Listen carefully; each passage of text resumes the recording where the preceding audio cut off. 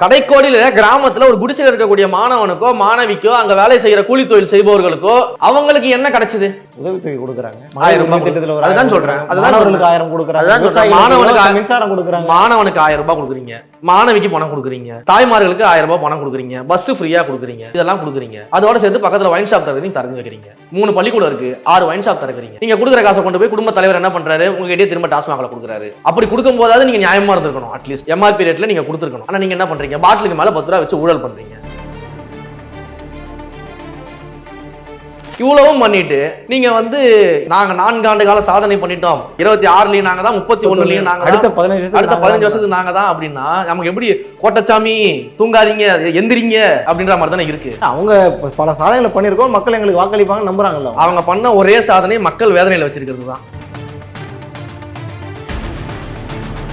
நீங்க இளைஞர்களுக்கு வேலை வாய்ப்பை கொடுக்குறோம் அப்படின்னு சொல்லிட்டு நீங்க தேர்தல் அறிக்கையில கொடுத்துருக்கீங்க. 3 லட்சம் வேலை வாய்ப்புல நோ கொடுக்குறேன்னு சொல்லிருக்கீங்க. ஆனா வெறும் 3000 போஸ்டிங் கூட உங்களால வருஷத்துக்கு ஃபில் பண்ண முடியல. இப்போ கூட டிஎன்பிஎஸ்சி ஏதோ வந்திருக்கு, 3500 வேகன்சி தான் இருக்கு. லட்சக்கணக்கான பேர் அப்ளை பண்றான், 3500 வேகன்சி தான் இருக்கு. அதுக்கெல்லாம் நீங்க என்ன பண்ணீங்க? அத்தியாவசியமா நீங்க என்னங்க செஞ்சிருக்கீங்க மக்களுக்கு? பரந்தூர் ஏர்போர்ட்ல காட்டுற முனைப்பை ஏன் வேலை வாய்ப்புல காட்ட மாட்டீங்க?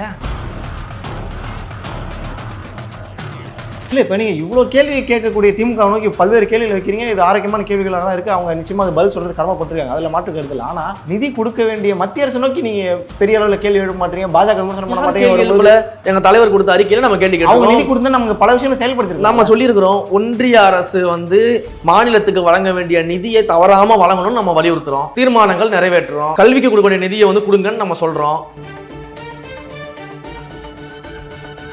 கொரோனா பேண்டமிக் 21க்கு அப்புறம் எவ்வளவு பிரச்சனையா இருந்துச்சு, எவ்வளவு நிதி சுமை இருந்துச்சுன்னு தெரியல. அந்த நிதி சுமை உங்களுக்கு தெரியாதா? தேர்தல் வாக்குறுதியை எழுதும்போது தெரியாதா எவ்வளவு நிதி சுமை இருக்குது, இதை செய்ய முடியுமா முடியாதான்னு அவங்களுக்கு தெரியாதா? 2 லட்சம் வேலை வாய்ப்புகள் கொடுக்க முடியுமா முடியாதான்னு தெரியாதா? நீட் ரகசியம் தெரியும்னு சொன்னமே, அதை கேன்சல் பண்ணா நாளைக்கு நம்ம கேள்வி கேட்பாங்களே, நம்ம இதை சொல்லலாமா வேணாமான்னு அவங்களுக்கு தெரியாதா?